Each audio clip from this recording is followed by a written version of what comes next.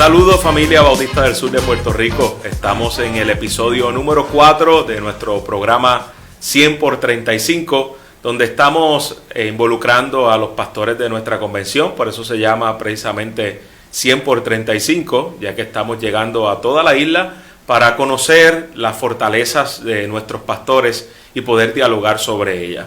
En esta oportunidad tengo la bendición de tener con nosotros a mi querido hermano y amigo Rubén Rodríguez. Rubén, bienvenido. Gracias, Luis, y agradecido por la oportunidad de compartir en esta noche. Rubén es pastor aquí en Ponce, en el barrio de Bélgica de Ponce, la Iglesia Bautista Misionera. Rubén, ¿cuánto llevas allí pastoreando?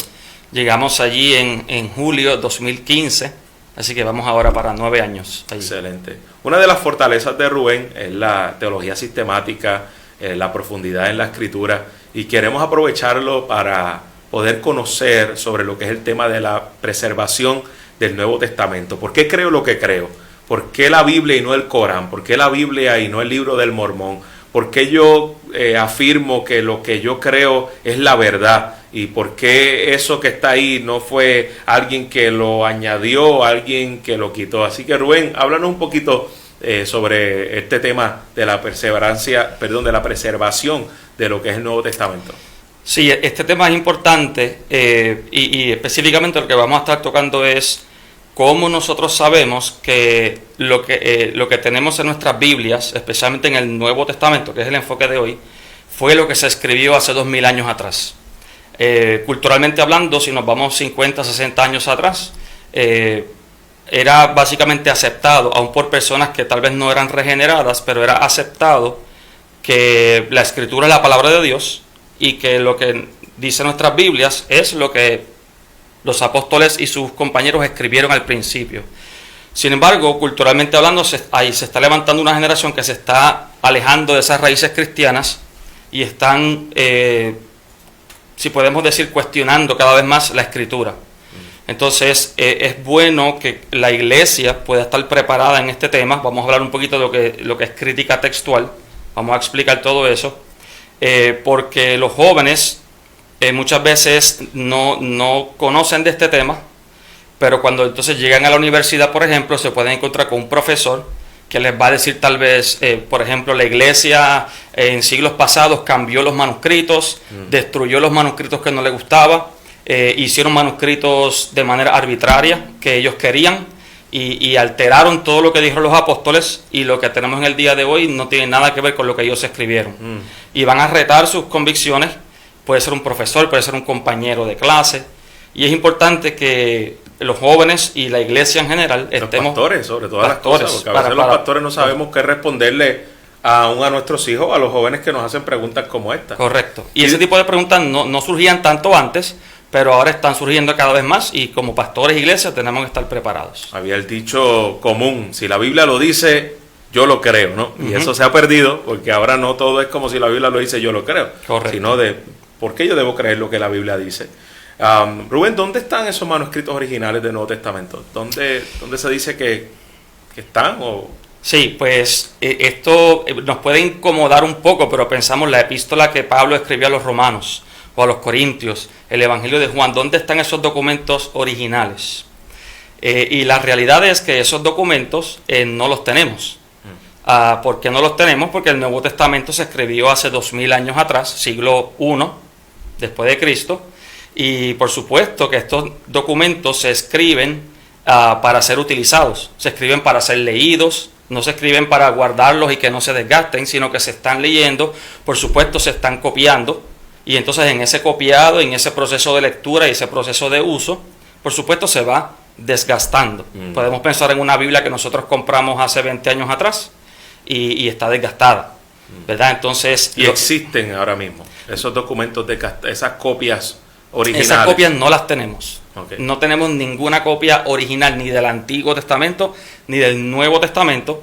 Se cree que probablemente, considerando el uso que se le está dando, probablemente ya a los 100 años de haberse escrito, probablemente ya se habían desgastado. Lo que sí tenemos son las copias de los manuscritos.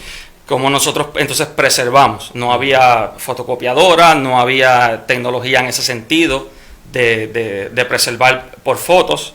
Por lo tanto, por supuesto, la única manera de preservar un documento es copiando, haciendo copias a mano. Eso es lo que se conoce como un manuscrito, porque la imprenta se inventa en el siglo XV, así que antes del siglo XV, todo copiado del libro tenía que ser a mano. Así que lo que tenemos al día de hoy son copias, no tenemos esos documentos que se le llama autógrafos, no tenemos los autógrafos, tenemos copias de copias de copias. Entonces, esa es la realidad. ¿Cuántos tenemos? Bueno, al día de hoy no hay un número exacto. Hay un instituto en Alemania que le asigna una catalogación a estos manuscritos. El número oficial, que la última vez que leí acerca de esto, estaban catalogados 5.999 manuscritos del Nuevo Testamento. Pero se sabe que ese número es un poco menor porque hay algunos manuscritos catalogados que ya no existen, o puede haber algunos errores en la manera como se catalogan. Entonces es más seguro decir que tenemos entre 5.500 manuscritos y 5.800 manuscritos del Nuevo Testamento en griego, que es el idioma en que se escribió el Nuevo Testamento. Ahora, es importante aclarar que cuando decimos que tenemos, digamos, 5.500 manuscritos, no es que cada manuscrito tiene todo el Nuevo Testamento. Un manuscrito puede ser un pedacito, como por ejemplo el manuscrito que se cree que es el más antiguo, es el Papiro 52, que es un pedacito de un códice que sobrevivió, y es simplemente como del tamaño de una tarjeta de crédito, y tiene como 2 versículos por un lado, 2 versículos por otro. Eso cuenta como un manuscrito. Así que tenemos manuscritos de los evangelios, de las epístolas de Pablo, pero hay otros manuscritos, especialmente mientras más antiguos son los manuscritos, como ha pasado más tiempo, son más cortos y son más fragmentarios. Comparando los manuscritos bíblicos versus los manuscritos de cualquier otra área de la historia, o de cualquier otro personaje de la historia, ¿cómo son más, son menos? Vamos a llegar allá más adelante, pero cuando comparamos la cantidad de manuscritos, y no solamente porque tenemos en griego esa cantidad, pero la escritura, el latín fue un idioma que se comenzó a utilizar bastante pronto, especialmente en la parte occidental del Imperio Romano, y se hicieron muchas traducciones al latín. Tenemos aproximadamente a esos 5.500, hay que añadirle más o menos como 10.000 manuscritos en latín, y en otros idiomas también tenemos entre 5.000 a 10.000 manuscritos en otros idiomas que no son ni griego ni latín. Así que, sumando todos esos idiomas, tenemos entre 20.000 a 25.000 manuscritos del Nuevo Testamento, y eso es mucho más de lo que existe para cualquier obra clásica de cualquier escritor grecorromano de antigüedad. Para que tengamos una idea, el escritor grecorromano clásico de antigüedad tiene aproximadamente 15 manuscritos de sus obras. Por supuesto, algunos tienen más, pero otros tienen menos. Y sin embargo, cuando se compara eso con el Nuevo Testamento, podemos ver que el Nuevo Testamento supera por mucho cualquier obra de antigüedad en cantidad de manuscritos. Quisiera que pudiéramos hablar un poco sobre las variantes textuales dentro de los manuscritos griegos aún del Nuevo Testamento, si podemos hablar un poco de eso. Claro, sí. La situación, lo ideal por supuesto, lo ideal sería que tuviéramos los autógrafos, ¿verdad? Pero como mencionamos ya, se desgastaron, no los tenemos. ¿Qué sucede? Al tener muchas copias, va a haber variantes textuales. ¿Qué significa eso? Que si, por ejemplo, supongamos que Pablo nos da a nosotros su epístola original a los romanos, y aquí todos nosotros hacemos copia de ese documento original. ¿Qué va a pasar? Lo que va a pasar es que cuando comparamos nuestras copias van a tener diferencias, porque nos vamos a equivocar, vamos a cometer errores, vamos a omitir palabras, o tal vez por cansancio, por diferentes razones, vamos a cometer errores, y no va a haber, ninguna de nuestras copias va a ser exactamente igual que la otra, ¿verdad? Entonces, ¿qué pasa? A medida que el Nuevo Testamento se va copiando, de manera accidental se van introduciendo errores en esos manuscritos, de manera que a veces yo puedo tener una copia del Evangelio de Juan y otra copia del Evangelio de Juan, y puede haber un versículo en el cual hay una diferencia. Eso es una variante textual, ¿ok? Entonces, cuando se comparan manuscritos, hay ciertas diferencias Entonces eso hace que surja la pregunta, si este manuscrito dice esta cosa, por ejemplo, en 1 Timoteo 3:16, hay algunas Biblias que dicen, como la Reina Valera del 60, Dios fue manifestado en carne. Ujú. Y eso es un texto clásico que hemos usado para defender la deidad de Cristo. Dios fue manifestado en carne. Hay otras versiones que dicen, Él fue manifestado en carne, en vez de Dios. Entonces ahí vienen algunas personas a atacar la versión que dice Él. Esa versión es liberal, esa versión está negando la deidad de Cristo. Pero ¿qué ocurre? Cuando entendemos el griego, ¿qué sucede?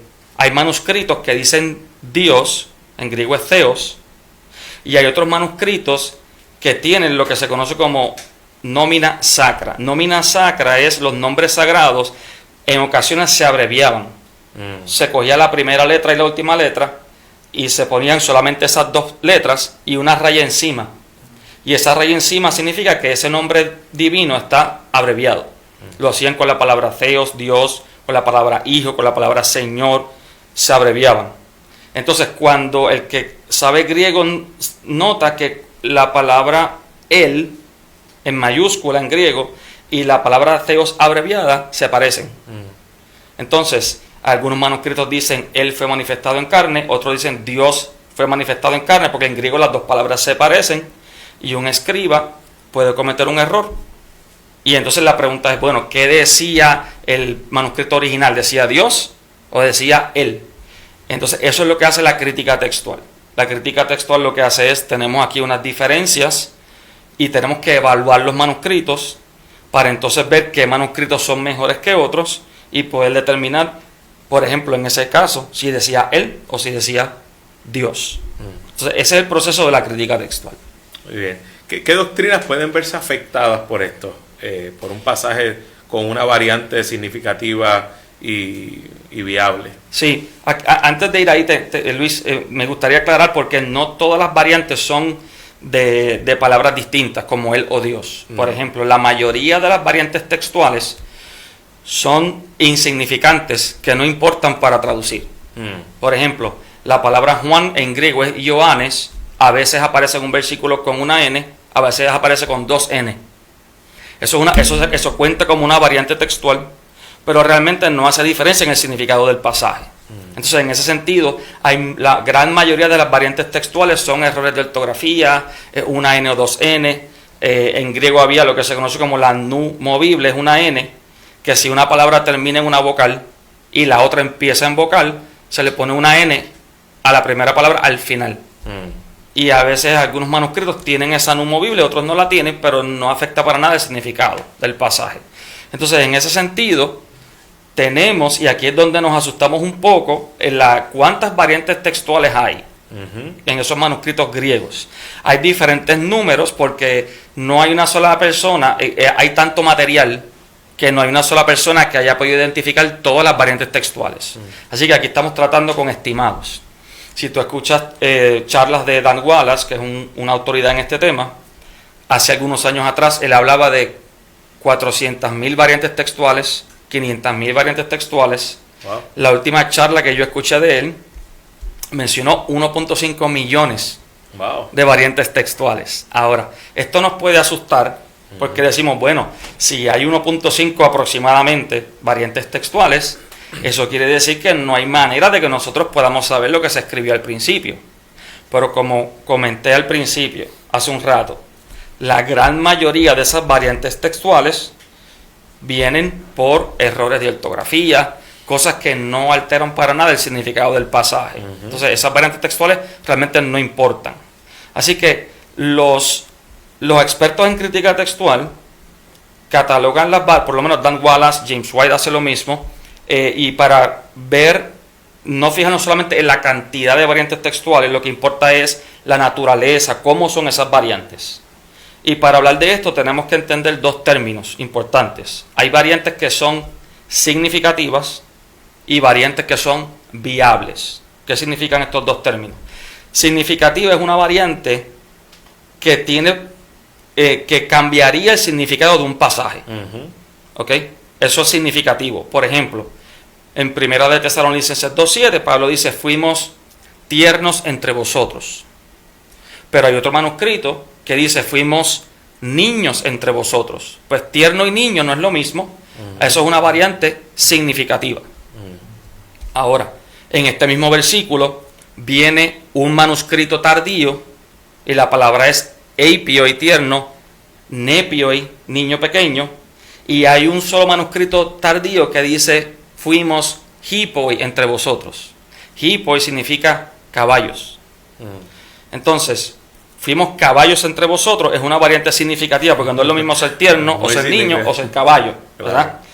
Pero, aunque son variantes significativas, está lo que es una variante viable. ¿Qué es viable? Una variante viable es una variante que tiene una buena probabilidad de ser la lectura original. ¿Ok? Entonces, fuimos caballos entre vosotros. Es una variante significativa, pero no es viable. O sea, se sabe que el documento original no decía caballos. ¿Por qué? Porque es un solo manuscrito de todos los que tenemos que dice caballo y es un manuscrito tardío. Entonces, de todas esas, utilizando estos dos términos, significativo y viable, puede haber 4 combinaciones. Podemos tener variantes no significativas y no viables. Esas variantes no importan para nada. Podemos tener variantes no significativas, pero viables. Tampoco eso no importa para nada. Podemos tener significativas, pero no viables. Tampoco importan. Porque, como les comenté, si hay una variante de un solo manuscrito tardío que dice caballo, es significativo porque cambia el significado del pasaje, pero no es viable. No hay probabilidad de que esa variante textual fuera la original. Claro. Entonces, las únicas variantes que importan para la crítica textual y para reconstruir el Nuevo Testamento son variantes que sean significativas, que pueden cambiar el significado del pasaje, y que también sean viables, o sea que hay 2 manuscritos o diferentes manuscritos que tienen 2 lecturas y ambos lados, digamos, tienen buenos manuscritos. Entonces, como que aquí hay buenos manuscritos que dicen esto, pero hay otros buenos manuscritos que dicen esto otro. Y ahí es que entonces entra la crítica textual a tratar de entonces decir, ¿fuimos tiernos o fuimos niños?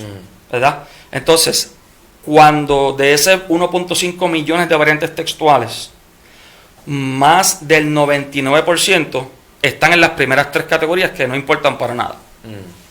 ¿Y cómo podemos saber de que la iglesia no alteró este contenido, como mencionas ahora, del Nuevo Testamento a la conveniencia de la iglesia? Es una de las cosas que se menciona por ahí, ¿no? Correcto. Que la iglesia pues pudo haber alterado eso a su conveniencia y haber escrito allí lo que a ellos les convenga. Correcto. La redundancia. Esto lo podemos saber entendiendo cómo fue que se difundió el Nuevo Testamento, y hay algunos expertos aquí que hablan de una transmisión libre, o en ocasiones se habla de multifocalidad.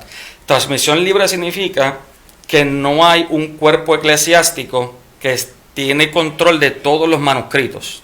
Si nosotros pensamos cómo surgió el Nuevo Testamento, Pablo escribe a la iglesia en Roma, envía una carta. Pablo escribe a las iglesias en Galacia, envía otra carta a otro lugar. Entonces los documentos del Nuevo Testamento se están enviando a diferentes partes del imperio. ¿Y quién tiene control de todos esos manuscritos? Nadie. No hay ningún cuerpo eclesiástico que en un momento dado tenga todos los manuscritos. Porque el Nuevo Testamento, diferentes libros se están regando por diferentes partes del imperio. Y para yo crear como cuerpo eclesiástico un Nuevo Testamento que a mí me convenga y eliminar todos los demás, yo tengo que tenerlos todos. Entonces, si la iglesia en algún momento dado se hubiera inventado un Nuevo Testamento a conveniencia, cuando se encuentran manuscritos que la iglesia no tenía, leerían completamente diferente. Pero eso no es lo que encontramos.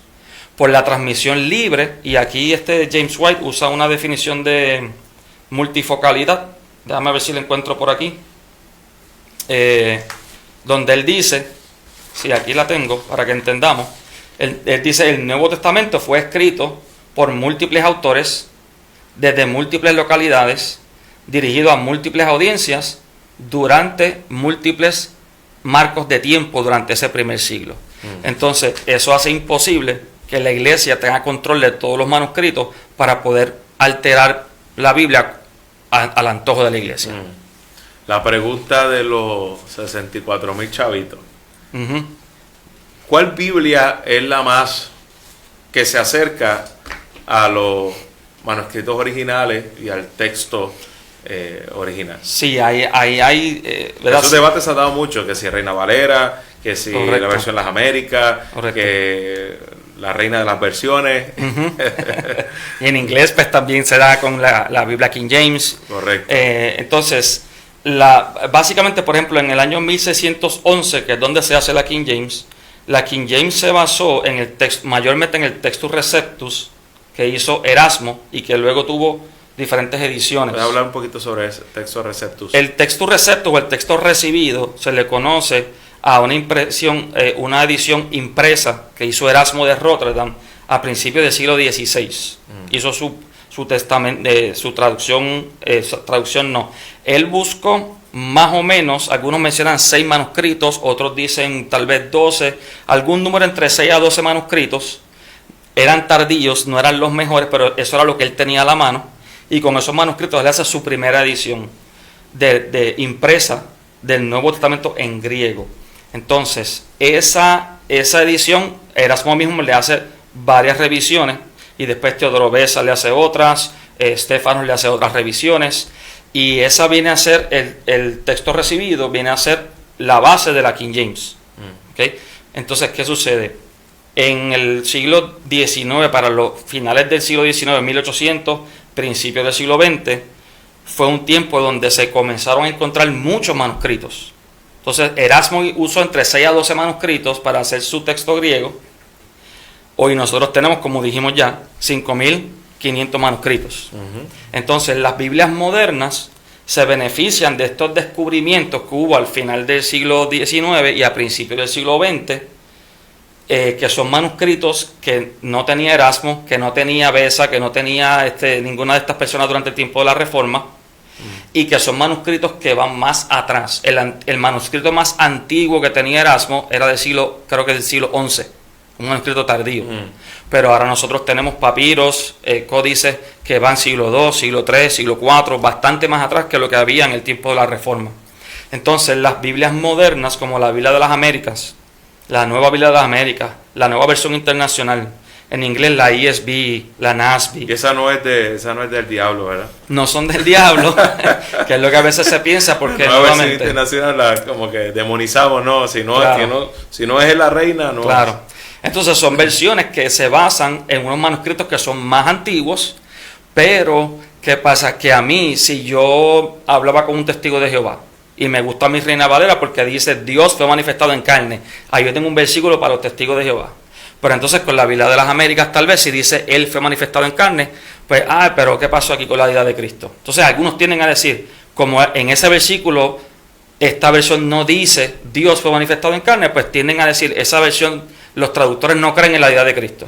Pero hay un montón de otros versículos en esa Biblia que enseñan claramente la deidad de Cristo. Claro. Entonces las Biblias modernas tienen una base más amplia de manuscritos, y en ese sentido, a medida que pasa el tiempo, nos podemos acercar más al original porque tenemos muchos más manuscritos para comparar y hacer crítica textual. Excelente. Rubén, ¿alguna recomendación? Libros que vi que tienes algunos libros aquí que Sí.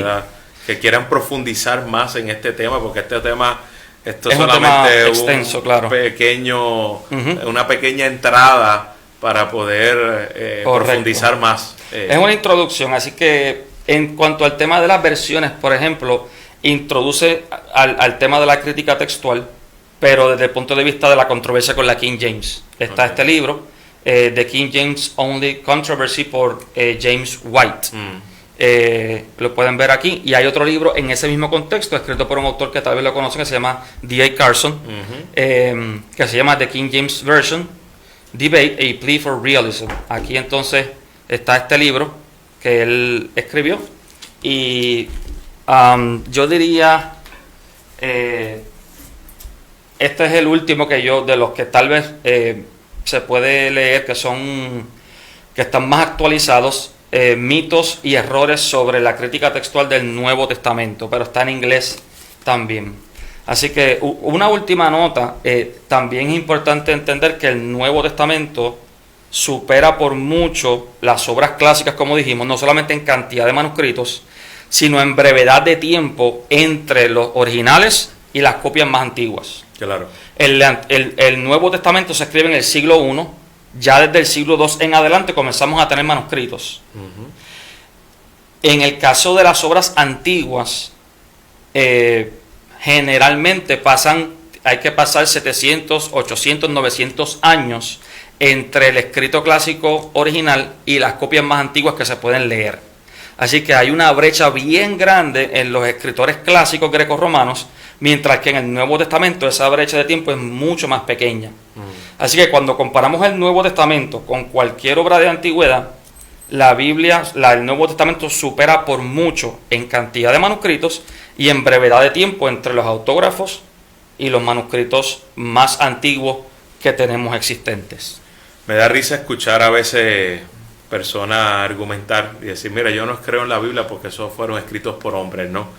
Y la pregunta que debemos de hacer, ¿y qué escrito no ha sido escrito por hombres? Es decir, todo lo que tenemos ha sido escrito por hombres, a menos que yo conozco una vaca que escriba, o algún animal que escriba, que yo sepa, los animales no escriben, quienes escriben son los hombres, y todo escrito es escrito de hombres. Correcto. Y entender lo que tú acabas de mencionar, la fidelidad y del cuidado de Dios de poder preservar estos manuscritos y no haya una contradicción en cuanto a sentido que cambie la historia, eso nos da firmeza. Así que ese argumento como que bueno, el hombre lo escribió y que no hay ningún escrito que no sea por hombre. Entonces habría que poner, si ponemos en duda el Nuevo Testamento, hay que poner en duda todas las obras de antigüedad. Correcto. De donde sacamos la información de Alejandro Magno, del Imperio griego, de los persas, de los inicios del Imperio romano, de los Césares, de Josefo, todo eso habría que ponerlo en duda, porque todo eso, hay mucho menos manuscritos de eso que de lo que tenemos de la Biblia. Correcto. Ahora, es interesante, para ir culminando, aquí hay porque la realidad es, sí hay variantes significativas y viables y hay que lidiar con ellas. Ahora, quiero citar aquí algunos autores que han dicho cuántas doctrinas se afectan por estas variantes. ¿Okay? Y tengo varias citas, pero solamente voy a mencionar algunas. Dan Wallace dice, el texto del Nuevo Testamento en todo lo esencial y en la gran mayoría de los detalles es absolutamente cierto. Y dice Dan Wallace, no hay ninguna doctrina cardinal de la fe cristiana que sea impactada por una variante viable. Y esta última cita es bien interesante porque es de un experto en crítica textual, que es un agnóstico, él se identifica como agnóstico y ateo. Se llama Bart Ehrman. Y Bart Ehrman es un experto en crítica textual porque tiene estudios formales en esto.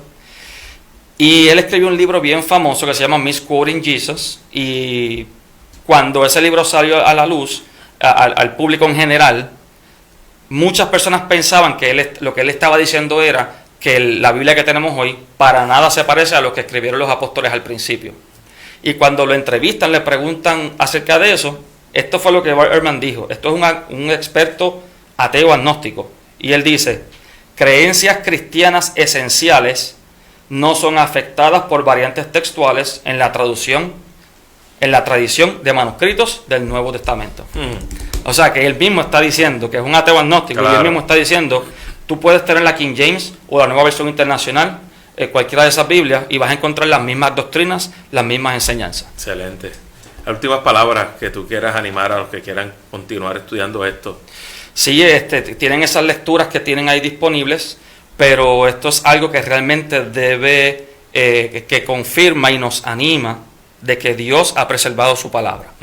Y si Dios ha preservado su palabra para nuestro beneficio, quiero animar, ¿verdad?, a la audiencia a darnos al estudio de la palabra de Dios, a la meditación, a la reflexión, porque es algo que definitivamente vamos a la historia y es realmente increíble cómo Dios ha preservado su palabra, pero lo ha hecho para que la aprovechemos, claro, ¿verdad?, para que la leamos, la estudiemos, meditemos en ella y realmente sacamos ese beneficio, por supuesto, y que estemos preparados y no tengamos miedo de ataques hacia la palabra de Dios. Gracias, Rubén, gracias de verdad, porque nos abre un entendimiento en poder profundizar en estos temas tan necesarios. ¿Cómo no? Aquí, a todos los que nos escuchan y estuvieron con nosotros, nos vemos en el próximo episodio de lo que es 100 por 35.